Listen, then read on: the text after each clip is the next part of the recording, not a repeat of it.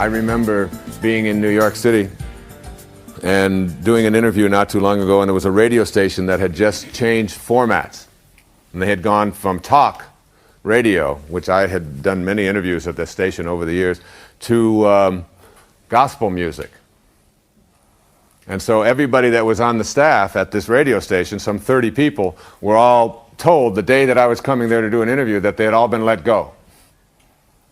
And everybody was walking around and they were all depressed and they were all upset. And every time someone would come up to me and say, "Oh, Wayne, isn't this awful? I've been here for 22 years and I just lost my job." And I would say, "Congratulations." And they look and say, what's the matter with you? How could you believe in congratulations? I just lost my job. And I said, "Yes, but within a certain amount of time, probably within a year, you'll be in a place that is much better than where you are now." And it was almost like God was trying to tell you something, but you wouldn't listen. It's time to change. It's time to walk down another street. What is your dream? And you sit down with each one of these people and you ask them, what would you really like to be doing? Rather than working here this particular way. And then most of them said, "I'd like to have my own business," or "I would like to do some writing over here. I've always had some ideas about writing." One guy said that he wanted to just do an opera. He'd always wanted, and he's been working on an opera like Mr. Holland, remember, in Mr. Holland's Opus. But he could never get himself the courage to do it because he was always going into the radio station every day in New York. And then I saw him about a year and a half after that, and he was getting his opera published, which he couldn't have done if... It's like this intelligence that we think is conspiring against us is something that we have to understand works with us. But you have to have infinite patience and trust. And when you have, and the reason it says infinite patience produces immediate results, the reason it says this is because the immediate result of your infinite patience is peace. You retreat in peace, and you let the universe handle the details. Keep in mind that all of the seemingly impossible happenings that occur under the guise of what Carl Jung called synchronicity do so with a kind of ease and inexplicably bizarre twist of fate in which little or no effort is expended. This happens to us all quite frequently, particularly when we're more aligned with spirit than the material world. There seems to be what looks like a collaboration with destiny, and a magical connection takes place, making what was perceived to be hard rather easy. If the thought "it's going to be difficult" might not be true, then something could very well occur to make it not be difficult, which means that the habituated meme is false.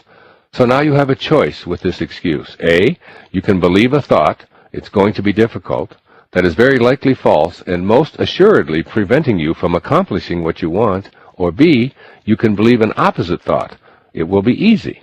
That could also be false, yet still assist you in fulfilling your desires. When there's a choice, the notion that something is possible or easy is hands down more inviting than the one that insists it's impossible or difficult. So, which thought do you wish to hold? I recall the advice that I received concerning getting my first textbook published a year or so after completing my doctoral studies. This is what I kept hearing. "It's going to be hard. Getting published is impossible. You're unknown. Who would want to publish what you, a 30-year-old novice, has to say?" and the like. Yet I never bought into that logic. Consequently, I didn't adopt the "it's going to be difficult" excuse meme. I sent out 100 copies of my manuscript, and within a week I had 99 rejection letters. But I also had an offer from a small publisher in New Jersey. Essentially, what others thought of as a challenge didn't strike me as such. I knew instinctively that someone, somewhere, would be interested in what I had to say, and it all came about with relative ease. I also recall quite clearly my experience getting national publicity for Your Erroneous Zones, my first book written for the general public, in 1976. The experts all proclaimed that it was next to impossible to get booked on The Tonight Show, The Phil Donahue Show, The Today Show, and so on. This ready-made excuse would have been as good a reason as any to give up.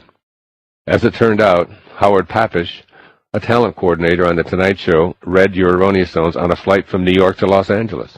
He called me to come out for a pre-interview, and I was booked on the program a week later. Over the next 3 years, I made 37 appearances on The Tonight Show, and I was a guest on virtually every other national talk show as well. It turns out that this first excuse didn't apply at all. It was actually quite easy to get national media coverage. I only had to answer the telephone. So once again, if the belief that it will be difficult isn't 100% true, why would you choose to support that notion?